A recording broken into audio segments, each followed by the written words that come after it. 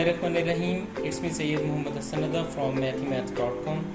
Let's start with question number 7 of exercise number 5.2. The statement of this question is x plus 1 over x plus 4 is equal to 2x minus 1 over x plus 6.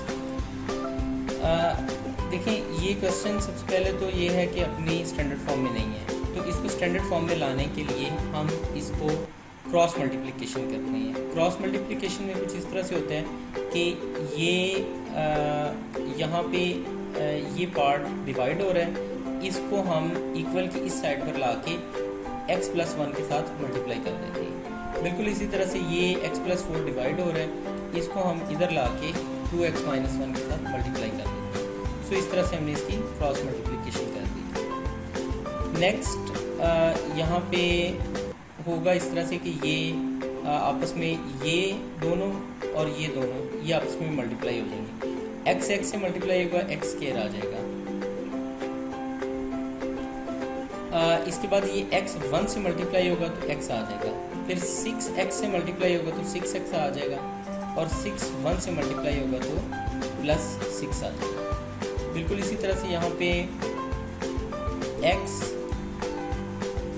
2x x से multiply होगा तो 2x square आ जाएगा। फिर 2x 4 से multiply होगा तो 8x आ जाएगा। फिर ये -1 x से मल्टीप्लाई होगा तो -x आ जाएगा, और -1 4 से मल्टीप्लाई होगा तो -4 आ जाएगा। नेक्स्ट ये हमारे पास x square is plus x plus 6x 7x plus 6 is equal to आ जाएगा हमारे पास 2x square plus 8x minus x is equal to 7x minus 4।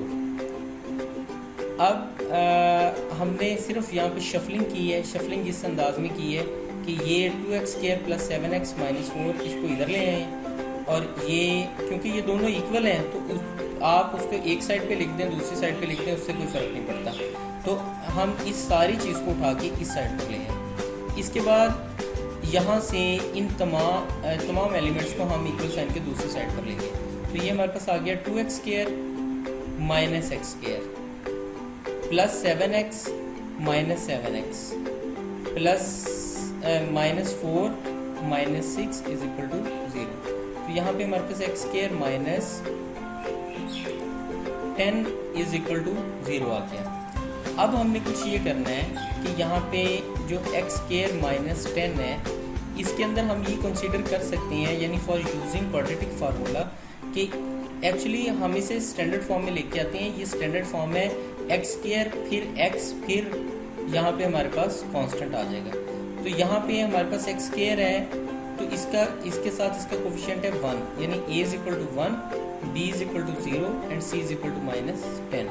तो यहाँ पे x इज इक्वल टू आ जाएगा -b यानी -0 प्लस माइनस यहाँ पे 0 का स्क्वायर आ गया -4 इंटू a हमारे पास है 1, c हमारे पास है -10 ओवर 2 इंटू a हमारे पास 1 आ जाएगा।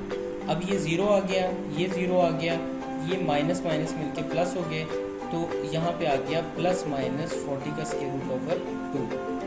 तो यहाँ पे x की दो वैल्यूज आई, x इज इक्वल टू 40 का स्क्वायर रूट ओवर 2 प्लस में, और x इज इक्वल टू 40 का स्क्वायर रूट ओवर 2 माइनस में। अब यहाँ पे हम इसे इस तरह से लिख सकते हैं कि 40 को हम लिख सकते हैं 4 इंटू 10।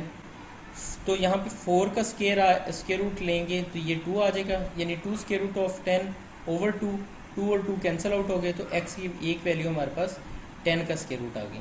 और इसी तरह से यहाँ पे x की दूसरी वैल्यू -10 का स्क्वायर रूट आ जाएगी। तो इसका सोल्यूशन सेट प्लस -10 का स्क्वायर रूट आ जाएगा। ये क्वेश्चन कंप्लीट हो चुका है। अगर आपको इसमें कोई कन्फ्यूजन है तो आप हमसे कांटेक्ट करें। हमारा यूट्यूब चैनल अवेलेबल है, आप उसे सब्सक्राइब करें ताकि हमारी लेटेस्ट वीडियोज़ और अपडेट्स आपको मिलती रहें। Thanks for watching मैथमेथ।